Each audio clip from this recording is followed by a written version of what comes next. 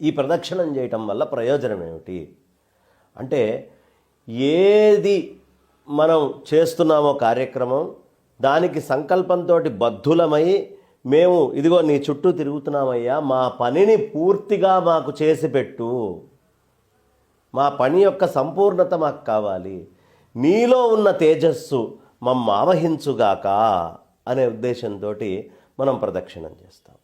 మరి దేవాలయం చుట్టూ చక్కగా యంత్రాలను తెచ్చాం, ఓ 10,000 1,00,000 జపం చేసి ఆ జపము చేసినటువంటి జపాన్నంతా కూడా ధారపోస్తాం ఆ యంత్రాలకి కానీ లేకపోతే అక్కడ ఉండే మూలమూర్తికి కానీ. ఈ ధారపోసినటువంటి జపము అభిషేకము చేసినటువంటి దాన్ని భూమిలో పాతి పెడతాం. వాడేదేమిటి? రాగి కానీ వెండి కానీ బంగారం కానీ ఇత్తడి కానీ మనం వాడతాం. ఈ 4 పదార్థాలు కూడా ఏ ఎక్స్పెరిమెంట్ చేసినా గోల్డ్, సిల్వరు, బ్రాంజు, కాపరు అనేవే క్యాథోడ్స్, యానోడ్స్ కింద ఈ రోజుకి వాడటం సంప్రదాయం ఉంది. మరి అది మన పూర్వపు ఋషికి ఏనాడు ముందు తెలుసో తీసుకొని వెళ్ళి ఆ జపము అనుష్ఠానం చేసినటువంటిది ఖచ్చితంగా ఆ స్థలాన్ని మొత్తాన్ని వాస్తు ప్రకారం 9 భాగాలుగా కొలిచి ఎక్కడ శిరోభాగం వస్తుందో, శిరస్సుగా ఉంటుందో, ఎక్కడ పరమాత్మని మనం ప్రతిష్ఠ చేస్తామో ఆ కింద, ఏది నాభి అయి ఉంటుందో అంటే ధ్వజస్తంభం నిల్చొనుందో ఆ ధ్వజస్తంభం కింద, గాలి గోపురాల కింద, 4 ద్వారాల కింద అన్ని చోట్ల కూడా మనం మంత్రముతో చెప్పిన ఈ యంత్రాలని దిగ్బంధం చేస్తాం. భౌతికంగా స్వామి ఎప్పుడూ నీ చుట్టూతే తిరగాలి తప్ప ఈ ప్రాపంచికమైన విషయాల చుట్టూతా నేను తిరగకూడదు, నేను నీ చుట్టూతానే తిరగాలి అని చేయటం ఒక ప్రదక్షిణం అయితే, రెండో ప్రదక్షిణం ఈ మొత్తము యంత్రాల చుట్టూ మనం అలా ఒక పద్ధతిలో తిరిగినప్పుడు ఆ ప్రదక్షిణములో ఆ ప్రాంతంలో ఉండేటటువంటి శక్తి మొత్తాన్ని సప్రదక్షిణంగా తిరిగితే మన శరీరము గ్రహించుకోవడానికి యోగ్యంగా తయారవుతుందట.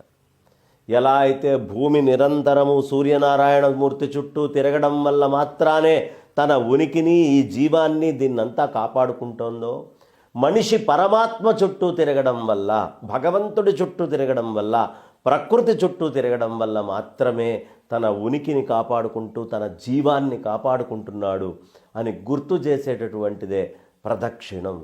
ప్రకృష్టమైనటువంటి కార్యక్రమం అది, చాలా మహత్తరమైంది. కాబట్టి అలా ఆ దక్షిణం వైపుగా మనం మొదలుపెట్టి సంచారం తిరిగి రావడం విశేషం. ఇదే ప్రదక్షిణం శివాలయాల్లో అలా చేయకూడదు. శివాలయాల్లో చేసేటప్పుడు ఈ నంది పక్క నుంచి అట్లా వెళ్ళి పానువట్టం ఉన్నదాకా వెళ్ళి మళ్ళీ పానువట్టం నుంచి తిరిగి ఇలా ఇంకో ప్రదక్షిణం చేసి మళ్ళీ ఇటువైపు పానువట్టం దగ్గరకు వస్తే ఒక ప్రదక్షిణం పూర్తయినట్టు. మళ్ళీ అలా వెళ్తే 2, అలా 3 ప్రదక్షిణాలు చెయ్యాలి అని 3 11 మన శక్తిని కొద్ది చెయ్యాలి అని. అలా ఎంత ఎక్కువ సార్లు తిరిగితే మన శరీరం అంత యోగ్యం అవుతుంది ఆ శక్తిని గుంజుకోవడానికి. కనీసం హీనపక్షం 3 ప్రదక్షిణాలైనా చేయవయ్యా అని చెప్తారు. 3 ప్రదక్షిణాల నుంచి మొదలుపెట్టి సంఖ్యనిచ్చారు. ఎలా పడితే అలా ప్రదక్షిణాలు చేయడానికి వీల్లేదు. 3 అయిందా 11 చేసుకో, 11 అయిందా 51 చేసుకో, 51 అయిందా 108 చేసుకో, అలా 1116 చేసుకో అని ప్రదక్షిణానికి సహస్ర సంఖ్య కొన్ని సంఖ్యల ప్రకారం మన పెద్దవాళ్ళు చెప్పారు. ఆ విధానంలో గనక మనం ప్రదక్షిణం చేస్తే ఖచ్చితంగా ధ్వజస్తంభము కింద ఉండే శక్తి, ఆ పరమాత్మ యొక్క విగ్రహం కింద ఉండేటటువంటి శక్తి, విగ్రహము నందు అర్చిస్తున్నటువంటి శక్తి మనకు వస్తుంది. అదేమిటండి, ఏమిటో తీసుకెళ్ళి 4 రేకులు పెట్టి అంత శక్తి వస్తుందంటారా అంటే ఎందుకు రాదండి శక్తి. ఒక చిన్న కాగితం తీసుకొని దానికి 10,000 రూపాయలని స్టాంపు కొట్టి గవర్నమెంటు ఓ సంతకం పెడితే 1,00,00,000 రూపాయల ఆస్తి కూడా అందులో రాసుకోగలుగుతున్నాంగా ఓ 1,000 రూపాయల స్టాంప్ పేపర్ మీద.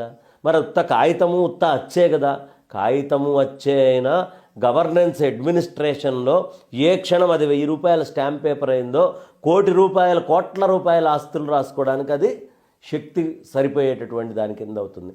అలాగే ఈ సృష్టి రచన చేసినటువంటి పరమాత్ముడు మంత్రము అనేటటువంటిది ఒకటి పెట్టి ఆ మంత్ర అనుష్ఠానం అక్కడ చేస్తే భౌతికంగా ఇది ఇంత శక్తి సంపన్నం అవుతుంది అని మనకి చెప్పేటట్టుగా ఆ విగ్రహాలన్నిటినీ నియమించటం, నిర్ణయించటం, చుట్టూతా దేవతా వృక్షాలని వేయడం, ఆ దేవతా వృక్షాలు ఇక్కడ స్వామివారి అభిషేక ద్రవ్యాలు చక్కటి వస్త్రాలు, అన్నీ స్నానం చేసి శుభ్రంగా వెళ్ళే వస్త్రాలు, ఇవన్నీ మనం ధరించి, ఇవన్నీ పాజిటివ్ ఎనర్జీస్ ఇచ్చేవి.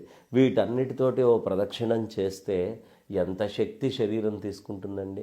శక్తి లేకపోతే ఈ శరీరం పనిచేయదు. నా చెయ్యి ఇలా పైకి లేస్తోంది అంటే నా లోపల శక్తి కావాలి, నా మైండ్ ఆర్డర్ ఇవ్వాలి. ముష్టి ఫోన్ ఒకటి కొనుక్కుంటేనే అది ఛార్జింగ్ పెట్టకపోతే మరుసటి రోజుకి పనిచేయట్లేదే. మరి ఈ శరీరము ఇన్ని మాట్లాడుతూ, ఇంత మాట్లాడుతూ, ఇన్ని పనులు చేస్తూ, ఇన్ని రకాలైనటువంటి దృశ్యాలను చూస్తూ, ఇన్ని రకాలైనటువంటి శబ్దాలను వింటూ, ఇది ఇంకా జీవించి దానంతట అది శక్తిని సముపార్జించుకుంటోందనేగా. శక్తి లేకపోతే ఈ పనులు చేయమని మనకు అర్థమవుతోందిగా. ఈ శక్తి ఎక్కడి నుంచి వస్తుంది?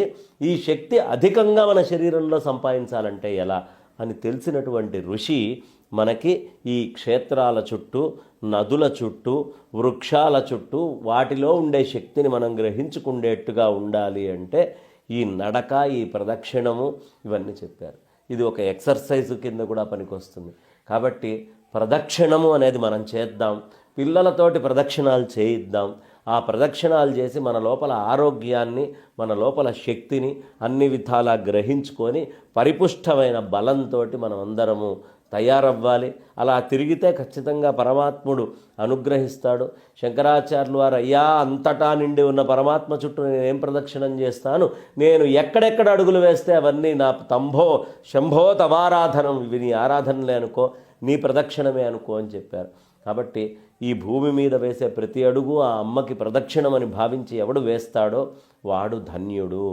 అలా భగవంతుడైనా ఎవరైనా ప్రదక్షిణం చేస్తే వాళ్ళ శక్తిని మనకి సమర్పిస్తారు. పెద్దల చుట్టూ తిరుగుతూ ఉండు, భగవంతుడి చుట్టూ తిరుగుతూ ఉండు అంటే మన పని ఏదైనా ఉన్నప్పుడు ఆ పని సాధించడానికి చుట్టూ తిరగాలి అనే సంకేతం కూడా ఇక్కడ మనకి ఈ ప్రదక్షిణాల రూపంలో ఇవ్వడం జరుగుతోంది. కాబట్టి అందరము ప్రదక్షిణం చేద్దాం, ఆరోగ్యంగా ఉందాం, పరమాత్మ యొక్క కృపకి పాత్రులమవుదాం.